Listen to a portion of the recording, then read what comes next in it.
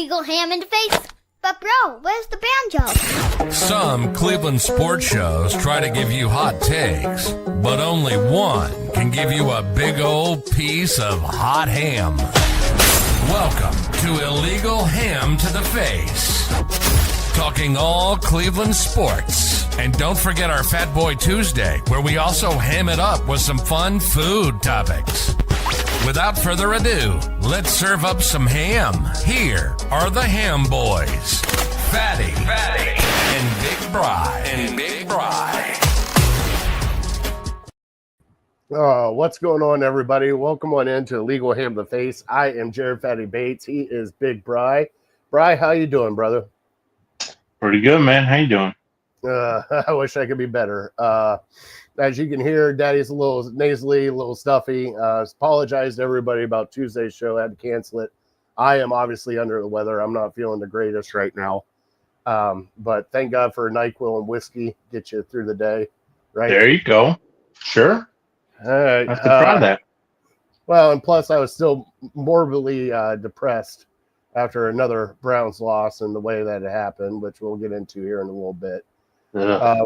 We're going to talk a little guards tonight, just quickly, and then we'll get into the Browns game versus the Ravens. Look ahead to the Packers. It is National Cheeseburger Day, so we will be doing cheeseburgers for Fat Boy Tuesday, and then we will follow that up with our top 3 favorite cheeseburgers, go-to places, our top cheeseburgers that we like to go to. So tune in for that.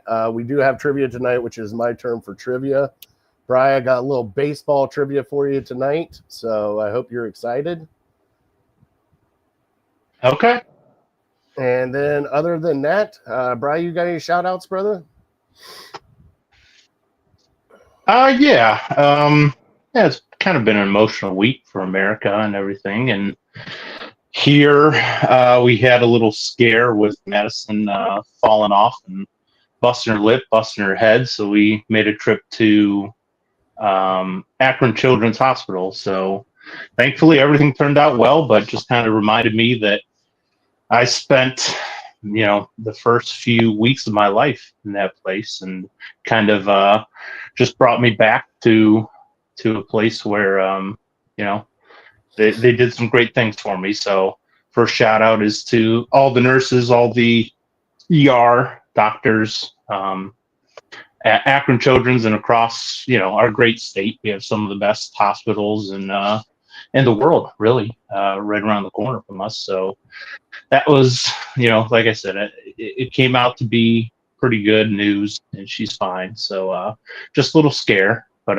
yeah, puts things into perspective. And then, not to bring the show down, but we haven't really talked since the assassination of Charlie Kirk, and what that meant to our country. And he's just been on my heart for the last week. And, thankfully we don't have anybody who can tell us what to say or what to do. So we can kind of give our real emotional thoughts on this platform. So it was just a sad day for our country. Whatever side of the line you fall on, it was just a bummer, because his whole platform was built on freedom of speech, and he was targeted and he was killed for freedom of speech. So sucks, it sucks for America, because I feel like he was a light for politics, and just the way that he brought God and Christianity into politics, and he was an inspiration for us. He was an inspiration for Christians. He was an inspiration for me to strengthen my relationship with my Lord and Savior, Jesus Christ. And he was just somebody that you could look to. And I didn't really know of him before the last year or so. So I can't say I agree with everything that he has ever said. But he gave us hope, because we know politicians are all crooked and everything. And so it would just make sense to bring God, bring your morals into politics to try to change it and turn it around. And so, yeah, that was a bummer last Wednesday to get that news. So it's something that our country has dealt with in the past. I think of the Martin Luther King assassination and what it meant to our country. And the thing that sucks maybe the most is to see how some people act. And just I think of Ken Carmen. One of Ken Carmen's sayings is showing your ass. There were a lot of people over the last week that have been showing their ass. And yeah, we'll get through it. We'll be stronger because of it. And like we say at the end of every show, God bless the USA. Mm-hmm. And Brian, I know we don't talk politics that much on here because we try to stay away from it as much as possible. Keep it light. But my whole thing about it, that's a person. His family was there. Like, treat it like a person. Treat it as like whether you believe in his beliefs or not, that's still a person. Even the most hated people I hate, I do not wish anything like that on them. So just realize that the scope of reality of what it is now in the world, and everybody has a platform. Like we have a platform there. I had a couple of people, which I'll talk to you about here in a little bit, talk about our David Njoku trade possibilities last week on a clip that I did. But like everybody has a platform that we want to say free speech is for everybody, and I mean everybody. Sure. And the way I just treat it like a person. That's the only thing. That's a person. That was a father. That was a husband. Right. Whether you liked him or not, that was a father. That was a husband. So just treat it that way. Don't be an ass. In class till 8, so you're muted. So Justin's watching us. So thank God. I think maybe just before we wrap it up on that, I think one of the reasons, like you said, he's a father. One of the reasons maybe it hit me so hard is he has 2 little girls. He has a 1-year-old girl, and so do I. And just thought that he won't see him is terrible. And just to think that some people reacted the way they did is just it shows you the evil that is in this world, and it shows you that you should want to do good and just to be aware of the fact that not everybody else has good intentions. And so you really have to protect yourself, protect your feelings. And unfortunately, I wish one thing that kind of stuck with me from the church service this past weekend, where we kind of talked about it, is the message that it's more important to be loving and to be kind than it is to be right. And if everyone could just institute that in their life, we would be a much, much better place in this country. But unfortunately, a lot of people, their words hurt others, and they just have a huge effect. And it's like, the violence over somebody's words just has to stop.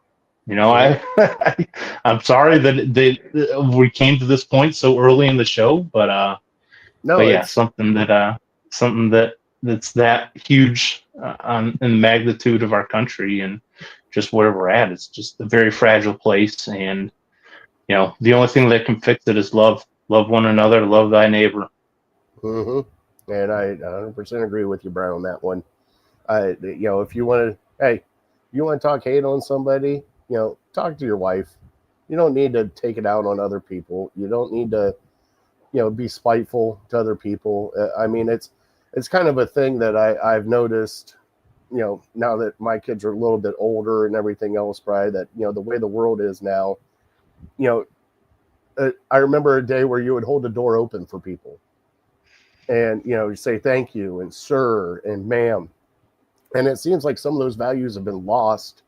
And I don't know why, but even if you do hold the door open for somebody, most of the people won't even say thank you, or like thank you is just a realm out of their vocabulary that, like, okay, I don't expect it. I held the door open for you, but you could have been like, hey, not even just a thanks. Hey, thanks. Like, sure. Just stuff like that. It's just, I'm trying to teach my kids the right way, which they have been holding doors open for everybody and stuff like that. And, you got to have honest conversations with them about everything, just like this. We had a conversation with our kids about it. because they asked Sure. us about it. So you Yeah. just got to have an honest, open conversation with people and just treat people how you want to be treated, Bri. Like, I don't understand this. Not that hard. Yeah. No, like, just treat people how you want to be treated, because nobody wants to be treated like that. And we've become such slaves to our phones and at times to social media, and I'm guilty just as everybody Oh, else I is. am I'm too. not perfect. But there comes a time where you need to, if you feel yourself getting angry or getting worked up over something, you need to say, like, okay, this person on my phone that pops up on my reels, they don't have an effect on my life. This is not real life. And This doesn't mute. affect me. Yeah, You yeah, just mute. Yeah, mute. Yeah, just okay. I can see that this is getting me worked up. I need to take a break from this, and I need to go enjoy my wife or my family or my parents or friends, family. Go do something that I like and just put it down and just not try not to think about it, because there's kids and it's scary. There's kids these days, like the person that murdered him. Probably just got so worked up on his phone watching these clips and stuff, never met the guy or anything like that, and just decided that his only way to solve this problem was to kill him. And it's just sad that he let it come to that. Yeah, if there's somebody on your phone that likes that is saying something that you don't like, if you can't control yourself, then just avoid it. Just get rid of it. And understand that it's not real life. Go about your life with the people that you love. mhm. Keep people around you the closest you can too, because you never know when it's the Sure. last time you're going to give them a hug. Absolutely. Yeah. I mean, yeah, for sure. That's definitely hugging my daughter a little tighter the last week, and putting down the phone a little more and just trying to live in the moment. Okay, now we're going to get on a lighter note. How the hell did she fall down? Is everything okay? Like, she gets stitches? Yeah, she's no stitches. Actually, I was working at the time, and my wife called me and said that she had fallen. We have a table in the kitchen that's a little bit higher, and Mhm. so we took her high chair from the high chair stand, and we just put it on a regular chair. And Okay. so she was climbing up, trying, as my wife's cooking her breakfast.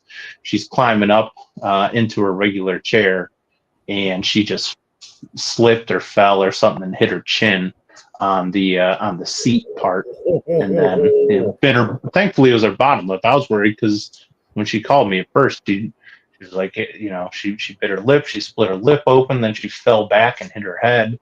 I don't know what to do, and thankfully, I guess shout out to my sister-in-law, Shailene, because she is a nurse, and so my wife called her and said, "Hey, I'll send you a picture. This is what happened. She hit her head. What should we do?" And she's like, "Yeah, the best thing is probably just go get it checked out." So by the time I got to her, I left work and got to her maybe about 10 a.m. They were already in the waiting room of the emergency room, and went in shortly after that, and she was acting fine and everything like that. She just had, a deep cut on her lip. So thankfully, no stitches were needed, no concussion. They weren't worried about concussion at all. She's pretty much been acting normal ever since then. So, kids fall, and this was our first major fall that we've had to deal with her. So I'm sure your Really? boys had a fall or two at times where you're like, what do I do? I don't know. It gives you peace of mind to just take them to the hospital and say, please tell me everything is all right so I can take them home and just act normal. So that's kind of what that was. Yeah, we had a Charlie Man scar. We did right there in our hallway. You've been through our hallway going to the bathroom, Mm-hmm. that door frame that's right there. Well, we took Mm-hmm. that door off, but I left the hinges, part of the hinges on there. And he was running through and tripped and caught the corner of his head on one of those hinges and cut him open. And now, me being the dad that I am, I said, "Honey, that's fine. I'll go get some super glue and we'll get some duct tape and it'll be fine." She goes, "No, no, no, no, no." So we went to the hospital with him and the emergency room and everything else. And the doctor comes in with, "What is super glue?" to put on his head. I was like, I looked at her. I'm like, I could have done this at home. She goes, shut up. The doctor's laughing at me the entire time. I'm like, I told you, duct tape, super glue. That kid would have been patched up. He's fine. So, but no, I'll remember that. I've been there before, Brian. It's not fun watching, especially when you're not there, and it's like, like you're thinking like she's cut from lip to chin, like right. I didn't know. Like, thankfully, she called me back like 20 minutes later when she figured out what was going on, and I'm like, well, all right. Well, was it her upper lip? Because I thought, I'm thinking she split her lip wide open from the lip up to the nose, and I'm like, gosh. This could be a scar that stays with her whole life. Did she have a concussion? I didn't know. And then as soon as I walk into the waiting room, she's fine. Gotta love it. And they're resilient too. Kids are resilient. They are. They sure are. You sit there and you're like, man, I'd be hurting for days. And they're like, I'm okay. Back to playing as normal later in the afternoon. All right, Brian, let's get into our show. Let's bring it up a little bit before we bring it back down. Sure. With the Browns. Yeah. Oh, well. Chris said, good evening, fellas. Jared's looking like Papa Bear with that beard. I'm growing it out the rest of the winter, buddy. Let me see. Yeah. I don't know. Wow. The rest of the winter. Rest of the winter, buddy. It's going out. That'll be awesome. I can't wait to see it. I'm going to look like Turner. I tried it. I didn't make it a whole winter. I made it probably almost 2 months, though, and it looked pretty similar to what you're seeing now, just a little bit longer. No, this has been going on for, a couple months now, so it's been a good one. All right, let's get into our trivia, Brian, which is brought to you by City Dogs Cleveland. They do have adoptable dogs. If you can't adopt a dog, please volunteer, donate, do whatever you can to help out a city dog from City Dogs Cleveland. Here's the sounder, and we're doing baseball trivia after this.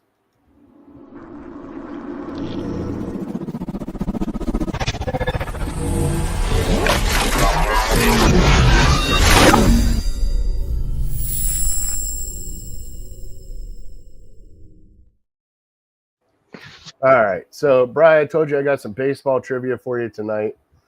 This week we did get a complete game shutout, and Brian, it was Tanner Bybee. We haven't had one of those, Brian, in 6 years.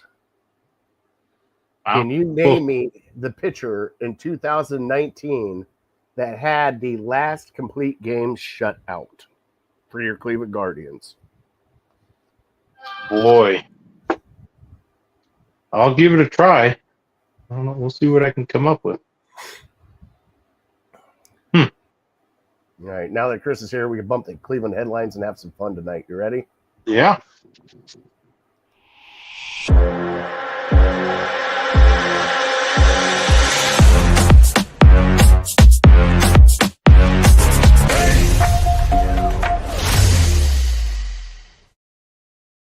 First off, when you're Cleveland, headlines tonight, the Cleveland Guardians just swept the Detroit Tigers. Bry, they are 3.5 games back of the Central. And, Bry, sneaking up on that wild card. There's 11 games left. We got 3 more games with Detroit coming up. They've won 7 games in a row. They've won 13 of the last 15. Bry, this is getting dicey down to the wire today. What a great pitching performance from Bybee. We went up against Skubal. Ended up getting a 3-1 win over Skubal. Bry, we pretty much buried these guys off, felt like in July. And then they've had the best record since the All-Star break, the second best record since the All-Star break. They've had the best bullpen since the All-Star break, and now starters are going 6, 7, 8 innings, and starters are not giving up any runs. Bry, it's been a whirlwind for this Cleveland Guardians team with 11 games left. Bry, do you think that they're going to wiggle their way back into the Central, maybe win the Central, or dare I say, get one of these wild card spots? I mean, I'd love to say yes, and certainly they're playing well enough to do it.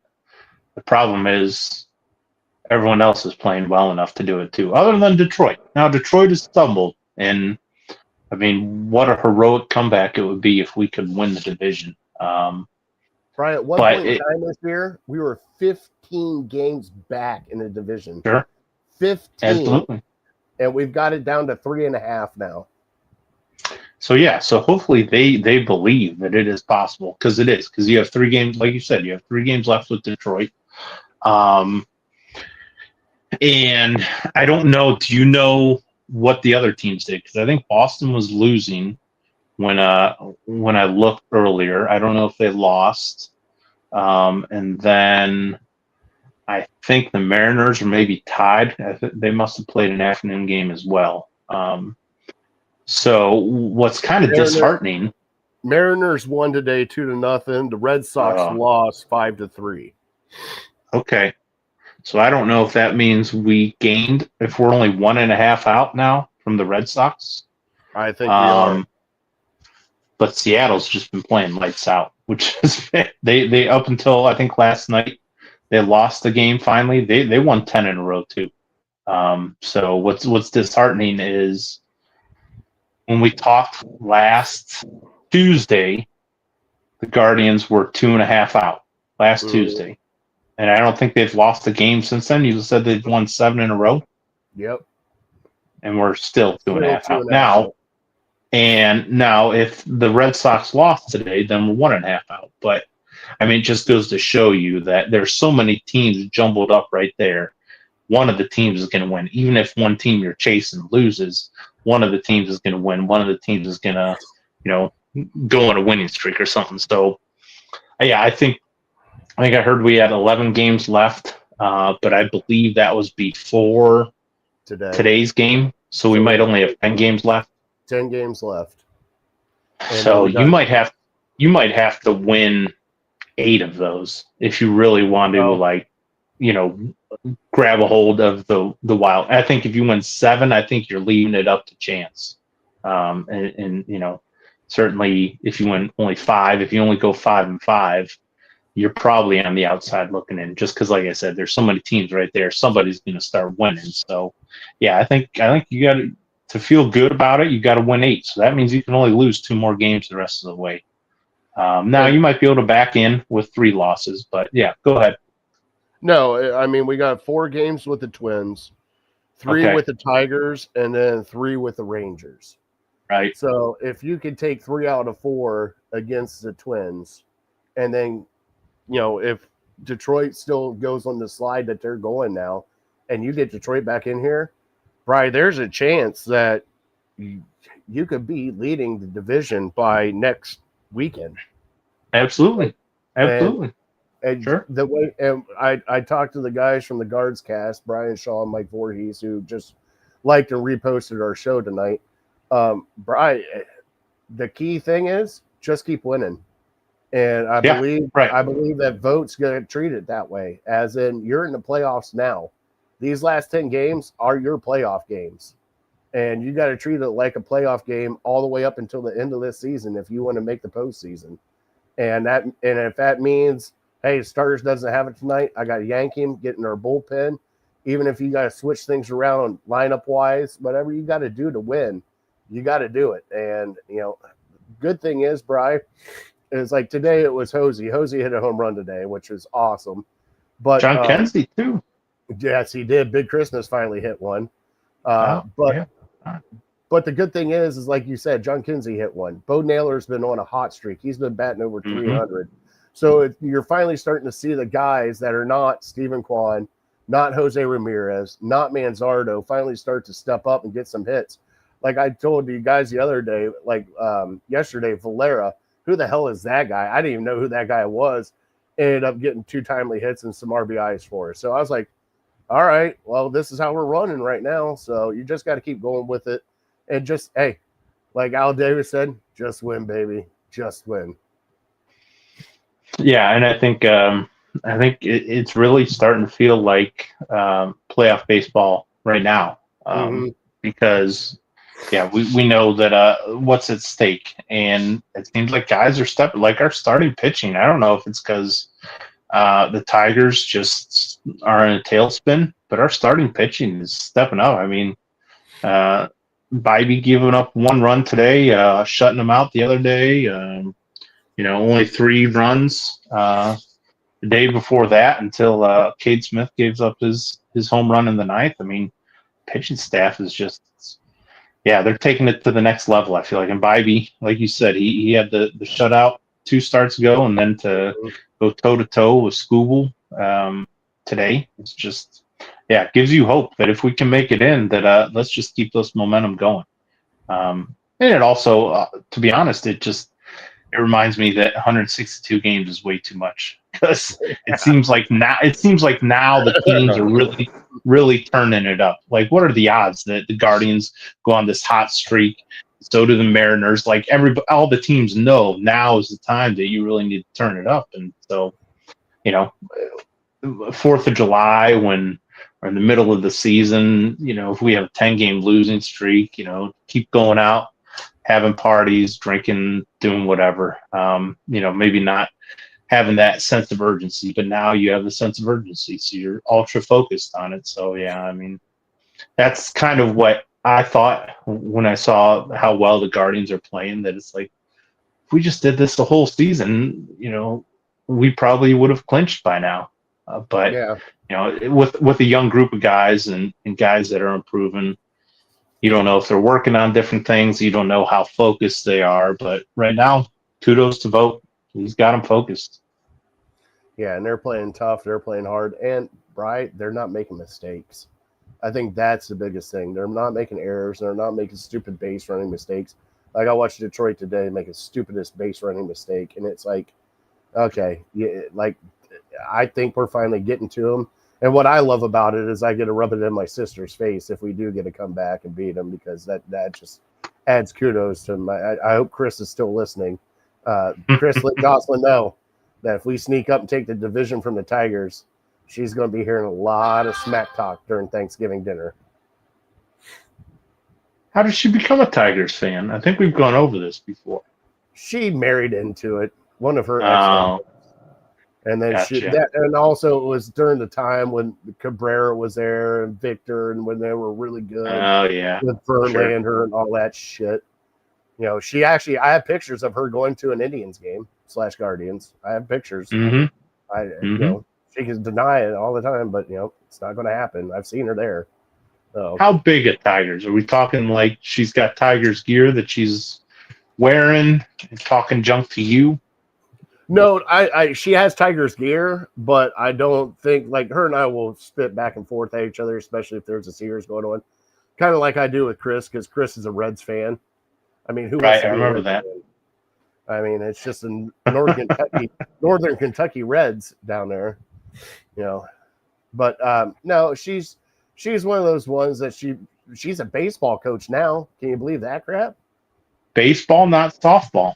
Yeah, Gavin's playing right now, and she's his baseball coach. And I tell you what, if I'm an umpire, I don't want to mess with her. You want to talk about spitting on people? Oh, watch out! Keep my mouth shut then. Hey, Brian, I'm just delaying because I don't even want to talk about the Browns, but we're going to have to. Well, that's what we've been doing. That's why we're doing it on Thursday, not on Tuesday, right? We need a couple more days to kind of process what happened on Sunday. And Chris, yeah. It's been a rough week. It's been a rough week for the Cincinnati fans, so I give them some sympathy. Yeah, with Burrow going down because of turf toe. I feel so bad for. Not really. We already have our own problems, Brian. Brian, we got our ass kicked last week. It wasn't pretty. Man,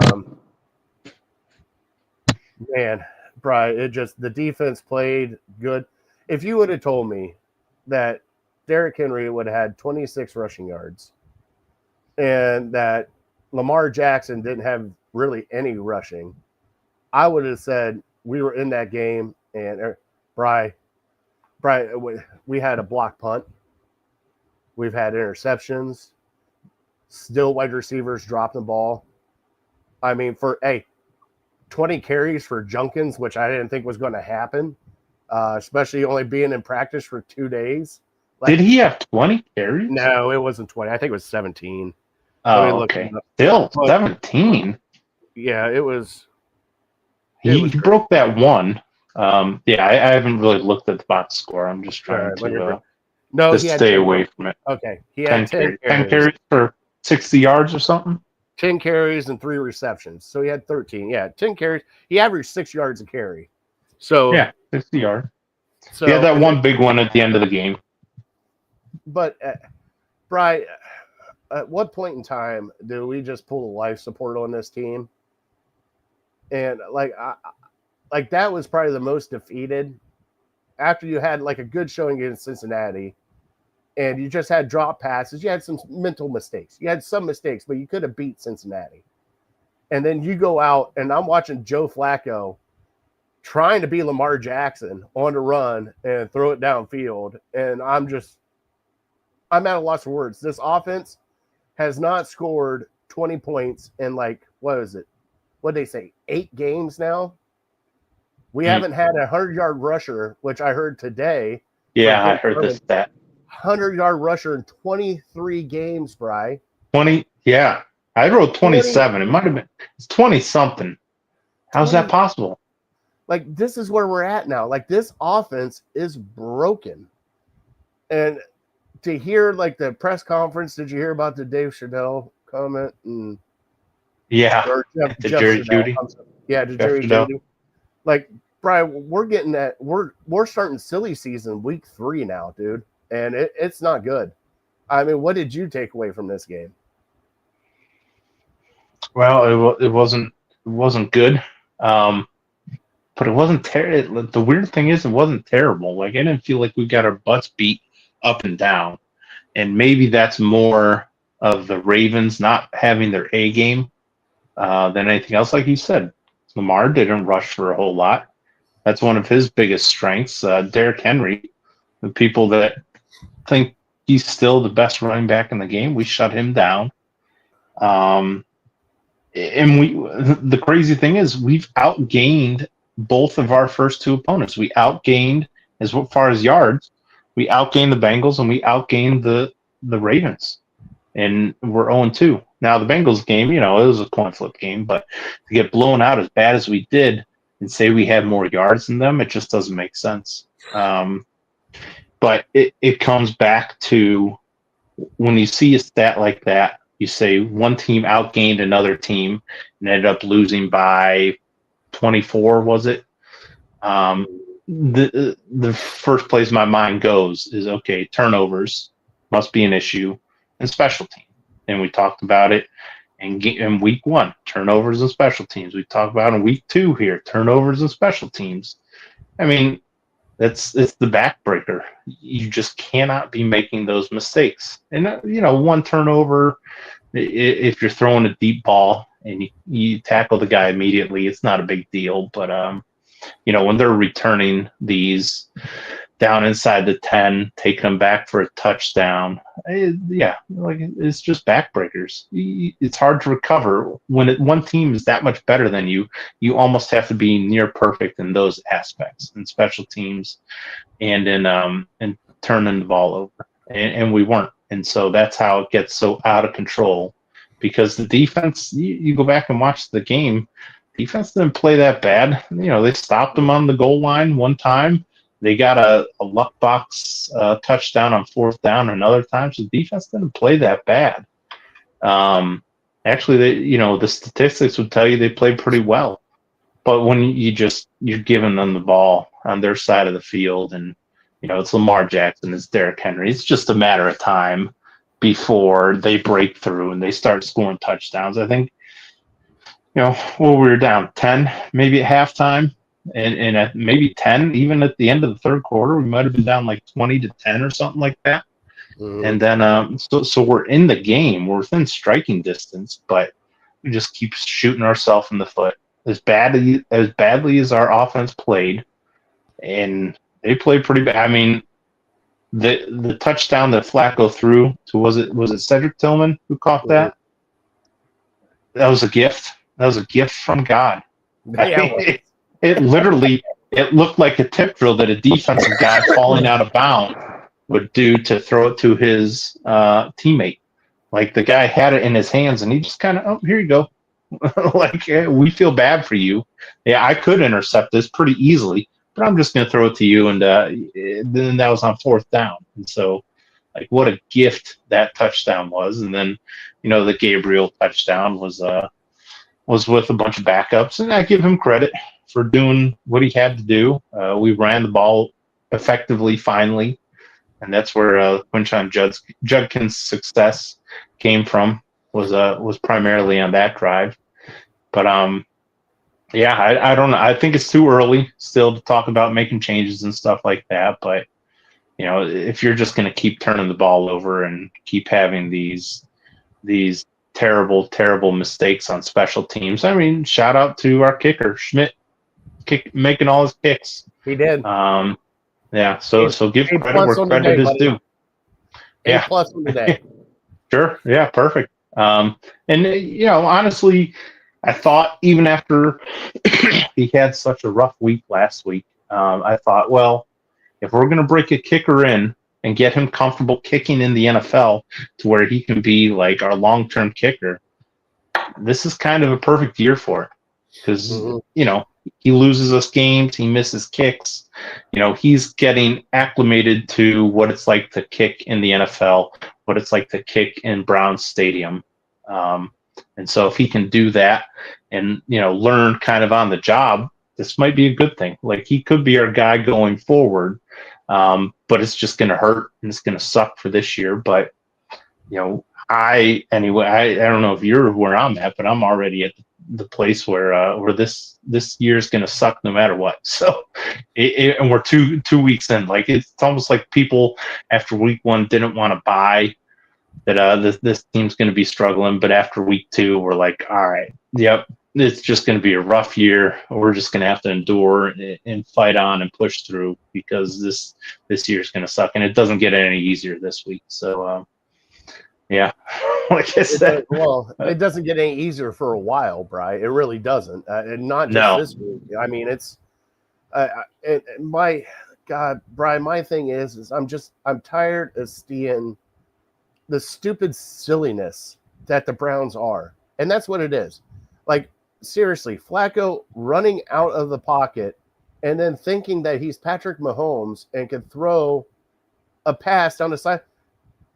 Dude, you've been in the league for 15 years. You know what to do. Toss that ball out of bounds. Like, what are you thinking?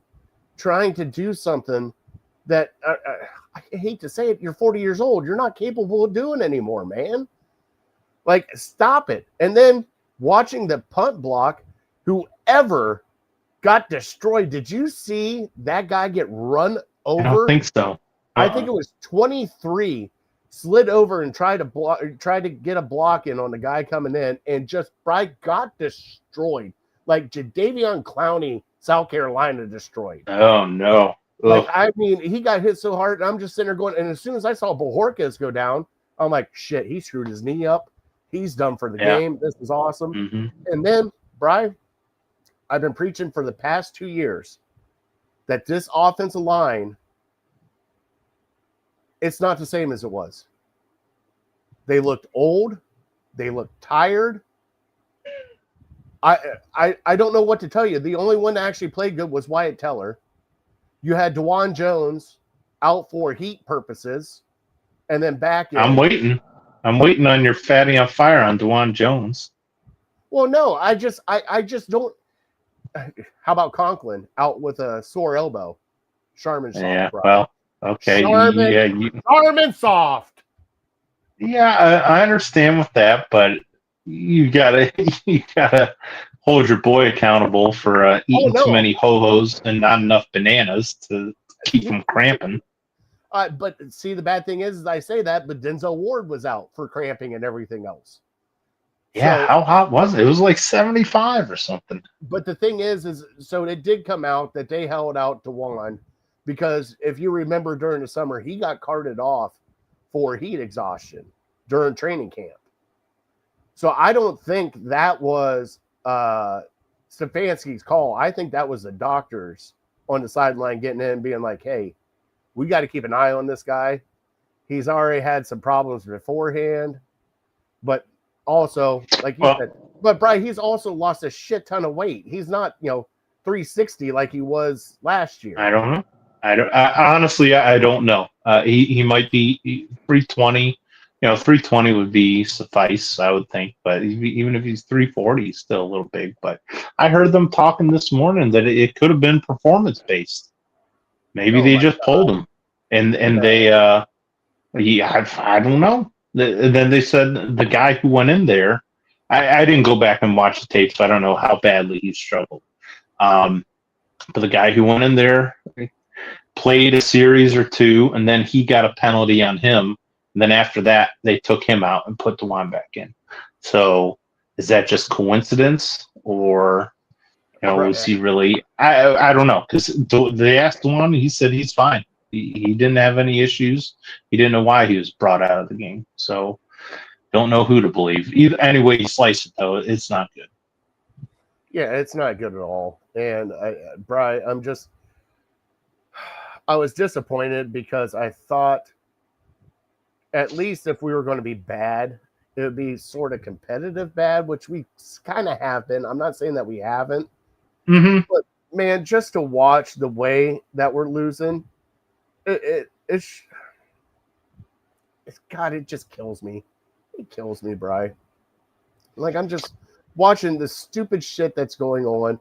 I mean, wide receivers that are dropping passes, wide receivers that can't get open.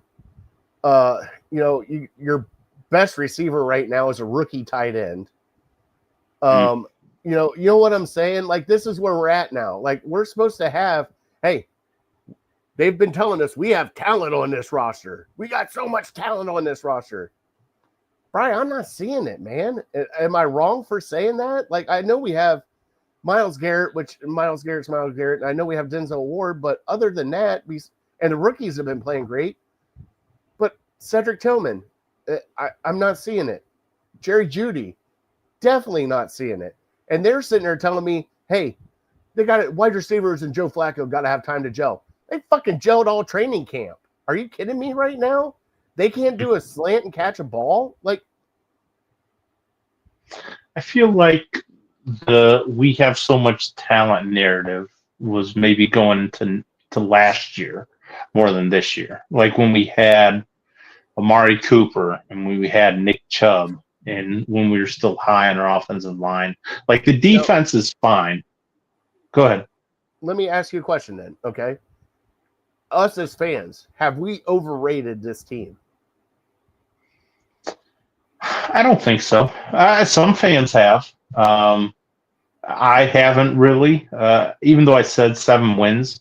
I still think if Joe Flacco plays the whole year and he doesn't, really come down with a bad injury or anything like that, or anything that'll hobble him, I think you can. This is just the tough part of our schedule, and I think your defense, as long as they stay engaged and they stay motivated, your defense is going to keep you in most games. Now, if your special teams has a turnover, if your offense has 2 turnovers, that's how we get these blowouts. But if we can just play even on special teams and turnovers, then I think your defense is going to keep you in games. But the thing is now is how long will the defense be engaged if the offense still looks as putrid? If the special teams looks as putrid? Right. We saw it last year. We saw it during this game. Like, they played stellar in the first half, and then like the second half, it was like Myles Garrett had to corral him. Like, and shout out to Myles Garrett for that, because I wasn't expecting him to do shit like that because he's not that kind of leader.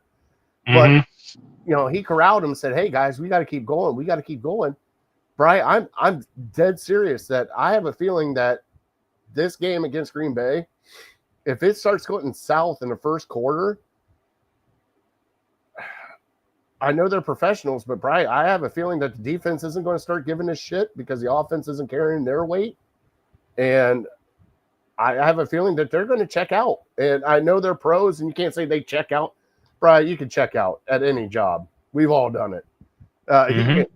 Hey, instead of giving that 100% effort, you can give it 80. Let them know that you're there, unless you're in a contract year. You know what I mean? Like, I have a feeling that the way this season's going, I have a feeling that if something doesn't go right on Sunday, this could be a very long season for us. Yeah, I mean, I think it's still too early to talk about like self-preservation. Like if we're 2-12, guys will start thinking about the following year. I don't want to get in a terrible injury. I'm just going to kind of take care of myself, watch myself. I still think we're too early for that, even if we do lose this game and lose the next game, because there's light at the end of the tunnel. These guys are smart. They know that this beginning of our schedule is just, it's a gauntlet. It's something that we knew that was going to be tough, and you just kind of have to manage expectations. But there's going to be some winnable games come October and November. But it would be nice to get one or two of these games. Now it looks like maybe Minnesota might be a little more gettable because their quarterback's hurt. Maybe Pittsburgh.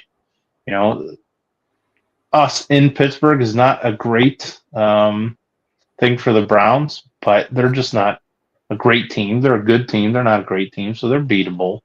But and Detroit has holes, as we saw in week 1, maybe not so much in week 2. But yeah, it's just a buzzsaw. You played maybe the best team in the AFC this past week, and you maybe are playing the best team in the NFC, at least right now, this coming week. So yeah, you need things to bounce your way. Another stat I heard is we've lost the turnover battle in 9 straight games. Mm-hmm. Like we've lost. We haven't tied. We have lost the turnover battle in 9 straight games. So it's not too hard to figure out why we've been so terrible the last calendar year. But it's just, it's little things. You got to take care of the ball. And I'm sure Stefanski's doing this stuff, but you can't just have Joe Flacco drop the ball off behind the line of scrimmage every single time he drops back and make the safe play. You can't just run the ball up the middle for 1 or 2 yards every single. You have to take chances eventually, and unfortunately, they have not worked out in our favor. But if we lose this game and we lose this game in the same fashion that we lost to Baltimore, I think you're going to start hearing about, all right, Flacco, it was great while we had you. The magic was great a couple years ago. Clearly, we're just spinning our wheels with you, with a 40-year-old quarterback in there now. When do we move to our rookies and see what they have? Because the quicker you move to Dylan Gabriel, the quicker you're going to move to Shedeur Sanders. Yeah, and I honestly don't want that yet. And I'm not saying that Dylan didn't look good. But I don't. Like, the one thing I also want to bring up, Bri, is, and I know I want to see Gabriel as soon as possible. The only reason why is because of the escapability out of the pocket. Like, it felt like every time in the pocket, I mean, they just collapsed the pocket, and Joe just got stood up and sacked, and stood up and sacked, and stood up and sacked, and stood up and sacked. It just felt that way. And I hate to say this because, I love Joe Flacco, but I'm starting to feel like we need a quarterback that can actually move back there. And if the first 2 reads aren't open, can get some yards on his feet and get downfield instead of, taking sacks or just barely getting out of 1 yard. I'm starting to wish we had that dual threat in there now instead of Joe Flacco. But also, I do have to ask you, is Bubba on the hot seat, buddy? I don't know. I don't think so. I don't know how common it is to fire your special teams coach in the middle of the season. I would think if this continues for an entire year, then absolutely he is. But right now, I don't know. I would think they would have to get pretty fed up with these type of mistakes game in and game out. I don't think Schmidt missing a couple field goals is going to do it. Well, I don't think it's just Schmidt. I think it's a return game. Oh, it's a block punt. Sure, yeah. I mean, you got to get that cleaned up. You had a guy bust one out for 60 yards, which it feels like that happens at least every week on us. A punt return or a kick return, somebody's getting some big yardage on us. I just want, let's put it this way, I want some blood on the hands of, like, I just want somebody to take ownership. And by the way, I did love Miles Garrett's press conference afterwards, yeah, it's fucking embarrassing. It is fucking embarrassing. And hopefully everybody on that team took it that way, that it is fucking embarrassing. Because guess what? As fans, it is embarrassing. And seeing the best part was the guy with the bag on his head. Did you see that guy? Yeah, I was Hold I on. was disgusted by that guy. But the reason why I brought it up is because Anthony Lima said somebody put that guy there. Who is that guy? I want to know who that guy is. I said, hey, it's Paul DePotesta. Checking out evaluating the talent that we have. Maybe trying to keep low profile. Yeah, somebody like that is just trying to get on TV. Like, what kind of loser do you have to be to go to a game with your bag? And you'd say, every time my team screws up, I'm just throwing my bag on my head and hope that I get on TV. Like, give me a break. You're a loser. Go root for another team. All right, Brian, let's get into the Green Bay game so we can get our show. We're 50 minutes in, bud. Sure. Green Bay's coming up Sunday, 1 o'clock, here at the stadium, right? Correct. Here at the stadium. Jordan Love, wide receivers are hurt. A lot of wide receivers are hurt for them. But, Brian, their defense now with Micah Parsons, it's going to be tough sledding. What do you see with this game coming up? Yeah. I mean, they're one of the hottest teams going in the NFL right now with what they did to Detroit, who was the number 1 seed last year in their conference, and what they also did last week to Washington, who made it to the NFC Championship game and had high hopes for this year. And so, but it's all about peaking at the end of the year. But as of right now, we're catching them at a terrible time because they're coming off 10 days rests. I don't know, they're going on the road, but they're not traveling super far. And so, yeah, it's going to be tough sledding. Feel like their offense is good, but not great. They're, like you said, they're missing maybe their top 2 receivers in Reed and Watson, but they're deep at receiver. They got the rookie Golden, who they'll probably be expecting a little more from. And Josh Jacobs is just a guy, like, kind of reminds me of Joe Mixon, to where he just finds a way to get done. He's not super flashy, but before you know it, he might have 5-yard run, 7-yard run, 8-yard run, 5-yard run, and just kind of wearing you down. So it's going to be tough for our defense, but I think our defense is up for the task. That being said, the defense is going to have to play as good as they did against the Bengals, and also maybe get a turnover or 2 for us to have a chance at winning this game. Because their offense just, you figure we're going to have at least 1 turnover, maybe 2. And right now we're scoring 16, 17 points. It's been, like you said earlier in the show, how many games since we scored 20? It's just kind of unheard of. And this isn't the defense that you would really expect us to score 20 on.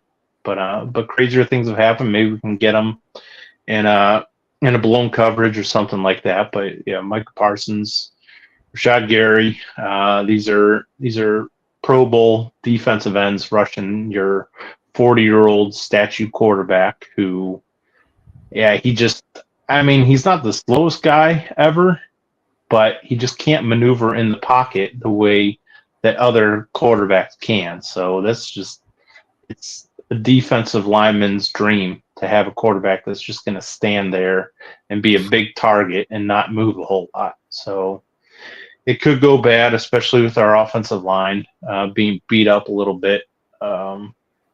We're going to have to somehow run the ball and maybe catch them with a few trick plays. Hopefully, Judkins can improve our ground attack. But yeah, I think you're going to have to score at least 20 to beat these guys, and that's kind of asking a lot at this point.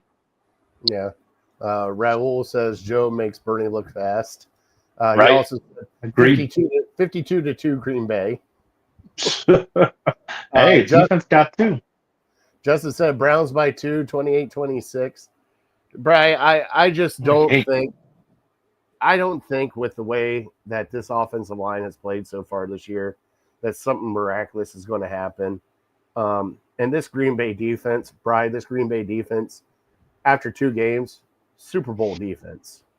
Like them adding Micah Parsons just changed everything on that defense and actually made them a legit contender. Especially, hey, can't forget about Josh Jacobs too. Josh Jacobs is a just bowling ball. So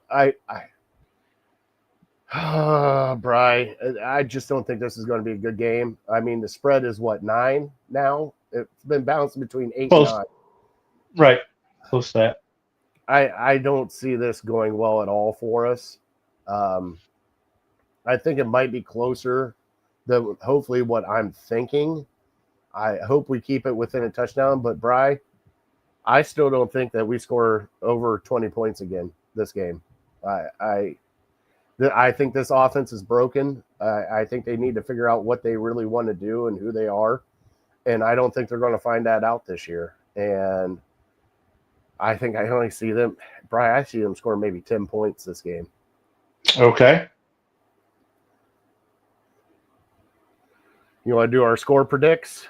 Yeah. 10 points for the Browns. How many for Green Bay? 31. Wow. All right. Okay. I'm What going to about you? I'm going to be a little more generous for our Browns, even though I probably shouldn't, because last week I teased them up to 17.5, and I thought, okay, yeah, division game, we're not going to lose by 17 and more than 3 scores. And sure enough, we lost by 24, and we needed a garbage touchdown to do it. But I think the Browns bounced back. I think Stefanski maybe figures some things out. Having Judkins in the running game is going to help. It is a tall task, but Baltimore was tough too. So just being at home, I think our defense is going to be ready to go, up for the challenge. So I think they defense holds them to 23. And I'm going to have the Browns not quite 20 points. 19. 23-19. Attaboy. Just keep it right under 20. Just under 20. Missed extra point. He'll hit a couple field goals, but he'll miss an extra point. All right. I know we normally do the special nights. Bri, tonight we're going to skip that for now. We're going to get into Fat Boy Tuesday, and then we'll do our top 3 and close out the show. It is National Cheeseburger Day, so we're talking some cheeseburgers here for Fat Boy Tuesday. Here we go.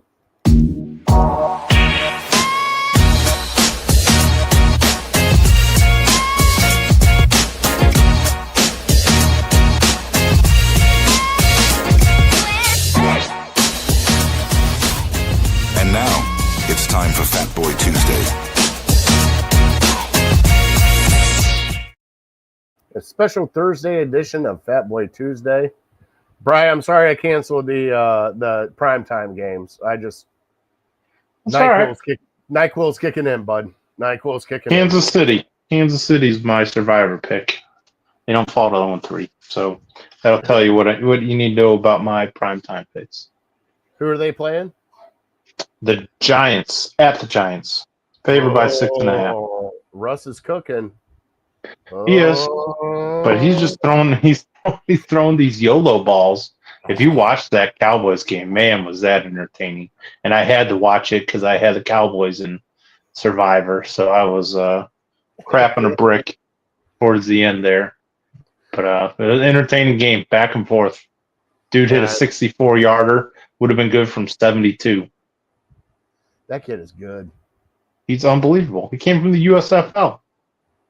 Shut up. Why can't we find stuff like that? I heard today that Schmidt, our kicker, replaced him. He was in the USFL. The Cowboys signed him. Schmidt took over for him. Awesome. So maybe. Thank you, Raul. I appreciate it. All right, Brian, it is National Cheeseburger Day. Brian, what's your favorite thing to do with a cheeseburger? Like, what is your go-to cheeseburger? What toppings you putting on it? What condiments? Like, if you're making your perfect cheeseburger, what do you make? Good question. I feel like bacon's almost a must. I don't know. I could do it without bacon, but I think bacon's a good starter. But for me, I'm a big fan of the onion straws, Mhm. or the French's. We have a bag of French fried onions that are really good. Now, hold on. Um, Is it because of the crunch to give you an yeah, extra? yeah, a little Okay. crunch, a little stronger of a flavor with the onion. So onion straws are preferred. Um, and then I'm doing, I think, barbecue sauce on that. So Mhm. onion straws, barbecue sauce. I would go maybe like I've really gotten into ever since the Masters this past year. I've really gotten into pimento cheese, and Oh so I boy. do I do a pimento cheese. I do onion straws. I do barbecue sauce, and then I would probably say on a pretzel bun. Um, But the problem with pretzel buns, if you've eaten a pretzel bun, sometimes you bite it and the bun just isn't as soft as it should be, and the Hmm. burger goes squirting out the back. Like Hmm. you bite it and it all comes down, and the burger just shoots out the back of the bun. So that's not great. But if you can find a good pretzel bun, um, yeah, pretzel bun, potato bun is a good one. Oh yeah, that's uh, Brioche, obviously, is can't go wrong with that. King's Hawaiian. Can't go wrong with that. Absolutely, for sure. Something So, soft, oh yeah, pillowy. definitely pillowy. You can't have a hard bun. You have a hard bun that just Forget um, about it. forget about it. For me, Bry, it goes with I like a deluxe. All right, so I like the condiments on it. So I love the onion. I love the pickle, and it's got to be a crisp pickle. You got Yeah, tomatoes, lettuce. You got all that. sure. Cheese. I am a super fan of pepper jack cheese on my burger, but if I Okay. cannot have pepper jack cheese, you know, Gouda, like a nice cheese, even American cheese, it doesn't matter as long as the Hmm. cheese melted down on it. You got a good going there. Um, and then, Brian, for me, I'm a mustard fan. Whether I'd have like the golden brown spicy mustard, the brown mustard, or a little jalapeno mustard, or even just dare I say the original yellow mustard. Oh, Um, okay. I'm a mustard fan on my burger. I'm a mustard fan in general. Um, Hmm. but if I don't have mustard, you got to give me that Miracle Whip, a little Miracle Whip or mayo on there, and just go to town. Like I want that thing stacked up. But I am with you. It's got to have bacon. If bacon is Sure, available, you got to. sure. We had this argument before. Well Like cooked bacon, not limpy bacon. not limpy bacon. It's got a bite to it. No, right. Now, Gotta have a crunch. so okay, so I know you love barbecue sauce. Oh shit, here we go. Brad Barnett. My favorite is New Mexican green chili cheeseburger, seasoned salt, melted pepper jack cheese, heated up in hatch green chilies. That sounds phenomenal. That doesn't sound bad. I don't think I've ever had anything like that, No, that but I sounds would. great. That actually sounds great. Thank you for chiming in, Brad. Um, but I think with any burger, Bry, however you slice it up, the burger's got to be. You can't have a hockey puck. You got to have some Right. juice in that burger. So you got to cook the burger just right. And with that, you got to have melted cheese. You can't just throw a cheese slice on that. You got to have the melted cheese all over the top of it to have a great burger. And I mean, am I wrong on that? No, and so here's the trick. And my dad taught me that. I don't know if he taught me, but this is just how he always did it. And so now I always do it this way, and I think my brother does as well. Where you tear the cheese into like little squares, and then you layer those on top of the burger, because sometimes if you just put one piece of cheese on a burger, Oh shit! some of it melts off the sides and goes down. So if you just kind of pile it up right in the middle of the burger, when it melts it kind of spreads out and fills the whole burger. So yeah, that trick of the trade, and probably one of the only grilling tricks that I have to offer. But yeah, for putting cheese on a burger, you gotta tear it up into little shreds, little pieces, and just kind of stack it in the middle of the burger. That way, when it melts, it's not falling off the side. Bry, I ever tell you this? You're a fucking genius. I like I said, my dad did it, and so I just kind of, Wow. I don't know if he taught me. I just kind of noticed and took notes, and so that's kind of how I'll always do it. Yeah, you definitely got to do that if you're not. No, because normally I just lay the cheese on, and then Yeah, no, it falls off the sides, and it's a mess, and it's on the grill. Then no, you can't do that. God, you're so smart. Don't let your wife tell you you're not smart, Bri. I'm sure she's listening. She Now, knows. Now, Bri, is there one thing? And I know you're not a mushroom guy, so we'll take mushrooms out of the Yep, equation. yep. Is there one thing that you don't want on your burger? Well, Like, yeah.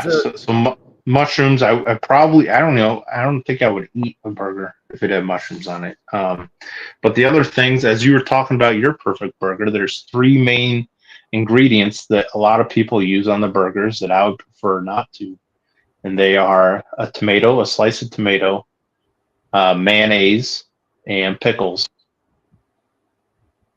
Really? Yeah, I like lettuce. I prefer lettuce on a burger, but that's about it.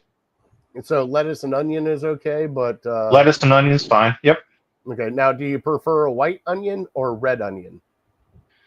I don't know if I have a preference. I see people do it both ways. So, yeah, I think maybe a red onion might be a little easier because they're usually sliced a little better, whereas the white onion, sometimes they get thicker and you bite into them and the whole thing pulls out.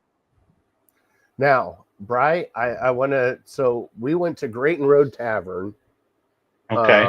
A couple weeks ago I went with a couple buddies. Obviously, you get the fried egg burger. Now, do you do the over easy egg on your fried egg burger? Do you put an egg on your burger? Hang on. Can you hear me? All right. Yeah, I got you. Can you hear me? I itched my ear. Well, stop itching your ear. All right. What did you say? I said, do you put a fried egg on your burger? Oh no. Not an egg fan. Really? I don't like the only egg I really like is scrambled. So nobody You puts put a scrambled egg eggs on. on. It's got to be like sunny side up. So that's just Well, not you for can me. put a scrambled egg on there if you want to, but the reason why I brought up like the weird stuff on a burger is I had one of my friends, they have a peanut butter habanero jelly burger. I'll try that. Bri, I'm not lying. That thing looked fucking amazing when I saw it. So you and I are going to have to go to Great Road Tavern sometime and go get some burgers there because that thing looked fantastic. Where's it at? Great Road Tavern, right there by the airport, right 71 and 480. Right off of the Great Road exit. Oh. Okay. I would try it. Are they known for their burgers? They are. They got a beautiful patio outside too. So they got an outside bar, inside bar. But yeah, I got the Continental, which is the one with the fried egg on it. You know, fried egg, bacon, lettuce, tomato, onion, and dude, that thing was. Now, how do you like yours cooked? So this is where, because you get some that are well done and like hockey puck. Now, are you a medium guy or a medium rare guy? I go the other way. Medium well? That's what if I order a burger and they ask me how I want it cooked, I usually say medium well. But ideally, it would, if you could cook it, if you told me I'll cook it perfect for you, I would like, if medium's 50%, I would like it 60%. So a little past medium. So a pink in the middle, but not bleeding to where it's making my bun all soggy. And so I do like a little pink in the middle, but yeah, it's sometimes you ask for medium and it's just got all the juices and it makes the bun super soggy and bloody. And yeah, I would prefer not to have that. All right. I'm a medium rare. What about guy. you? Oh, medium rare? Like so you don't mind if the bun gets a little soggy? But Brian, I eat it so quick. Like I don't touch my fries first. That's the other thing. Like if I'm going straight for the burger's first, the fries are second. So like I am all in on the burger as soon as I get it. And then if I get to a point where I need to like take a break and be like, all right, I'll get one fry. But normally when it's in my hand and then it's that messy, Bri, it's like burgers done first, wipe your hands, and then you can get with your French fries. See, I'm alternating. Couple bites of burger, couple fries, couple bites of burger, couple fries. Like usually the burger's gone before the fries are, but I'm usually trying to go back and forth between the burger and something a little salty. What Now, about what I was going to ask you about the smash burgers. Where do you fall on that one? Do you prefer those or no?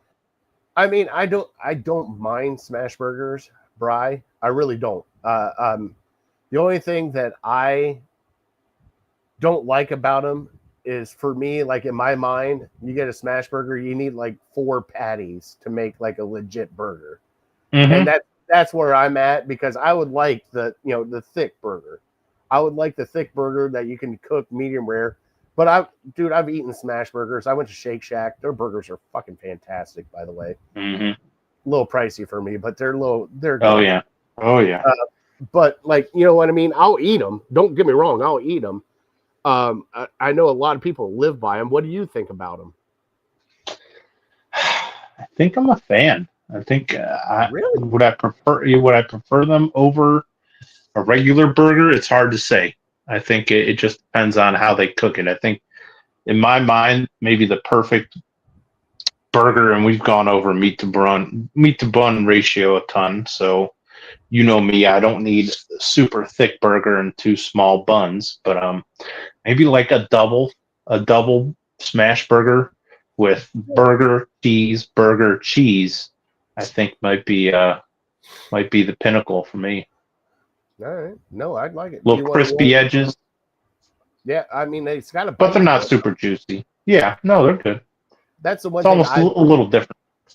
That's the one thing I like, is like the grease and the juiciness in it when you bite into it. Like I mean, I'll eat. Let's be honest, I'll eat anything, Bri. We've already established that. Do you want so your mustard? So your condiments are mustard and mayo. Anything else? Well, no. Like if whatever's available, like I'll do mustard and ketchup most of the time. Okay. But if it's most of the time, I just do mustard. Like I don't put mayo or anything else on it. But there's times that I'm like, okay, well, they don't have mustard here, so I'll do mayo. And like, because I think of the times like you go to certain burger places like Wendy's, it's ketchup and mayo they put on it. Mm-hmm. A lot of places don't put mustard on their burgers, especially that you go to. So that's why I ask for it when I go there. But yeah, most of the time it's definitely, oh yeah, here we go. Have to toast the buns. Gets rid of the yeah. Love Shake. Yep. Love Shake Shack. Put them on the grill. Oh yeah, that's what I do. Put them on the grill. I do typically. I'll do barbecue sauce, but also on average, I would say if I'm making it my own way. I'll do 1 part mustard, 2 parts ketchup. okay. And so that's now, do you do probably typical. Do you do like the special sauce and like mix it together? Like some people No, do? not really. I'll do like I'm with you. I do like a spicy mustard. If they have yellow mustard, that's fine. But I would prefer like Southwest jalapeno mustard, kind of a little spicy, a little sweet, and then ketchup. Not Hunt's. Yeah. Heinz ketchup. We don't like Hunt's. Why do you like Heinz? They're Pittsburgh.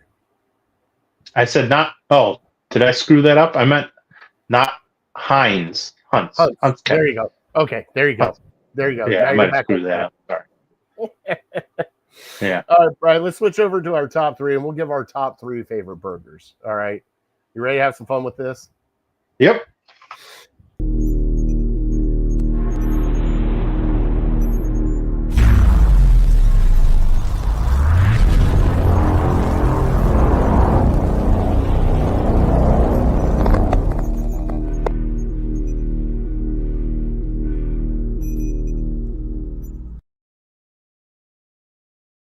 All right, for our top 3 tonight, we're doing our top 3 go-to burger places, Brian. And there's plenty of them here in Cleveland. Do you want me to go first? Sure. Yep. All right. So first off, for me, it's a national chain. I can't help it. I'm a glutton for punishment when I go to it. Give me the Big Mac or the Quarter Pounder from McDonald's. I can't help it. That's my number 3. Number 2, Big Bacon Classic from Wendy's. Okay. Love me a Wendy's burger. Over the Baconator. No, over the Baconator. I like, because it's a deluxe. It's pretty much just a double with bacon is exactly what it is. I just love that.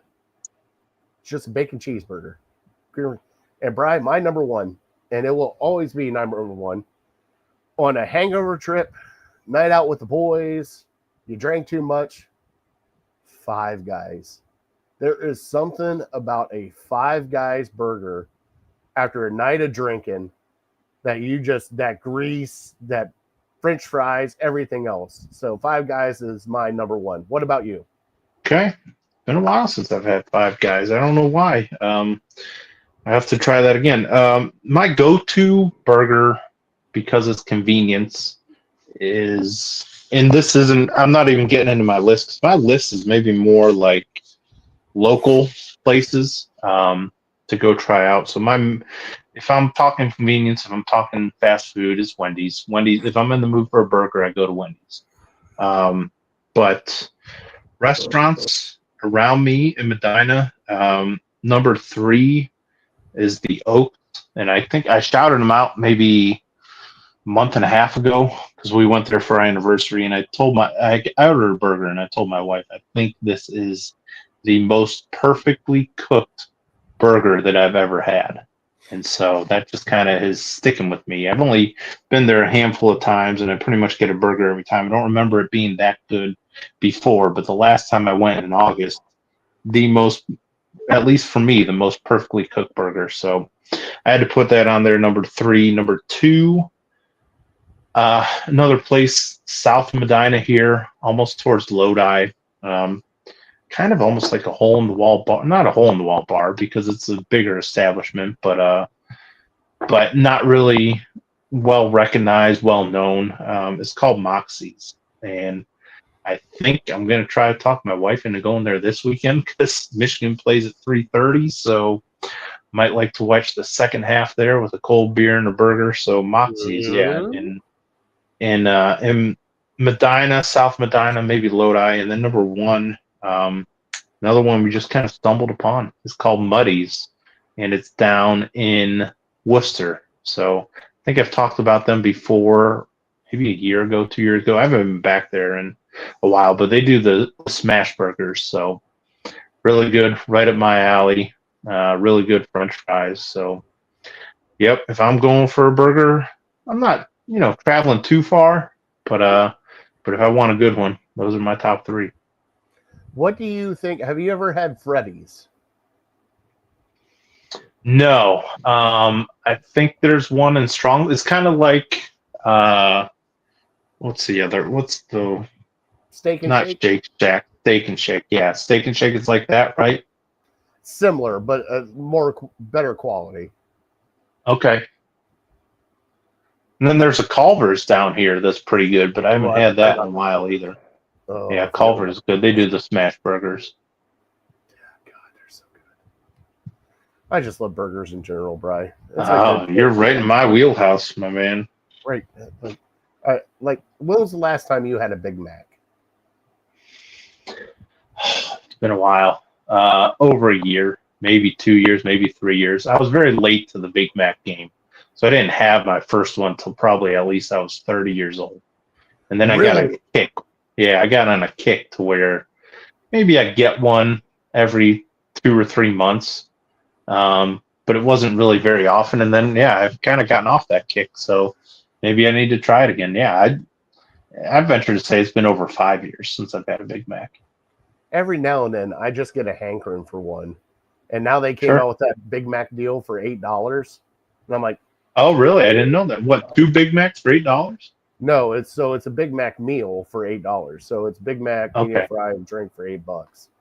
But gotcha. Yeah, I was like, I might have to double back into the Big Mac again.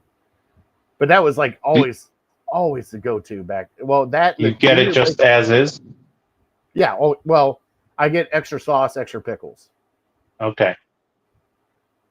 Yeah, Junior Bacon Cheeseburger. That was my go-to growing up. That's what I would always get. And now they have that Junior Bacon Cheeseburger meal, so I might have gotten that probably in the last couple weeks. How many times? Just once. So I've gotten the deal maybe twice now.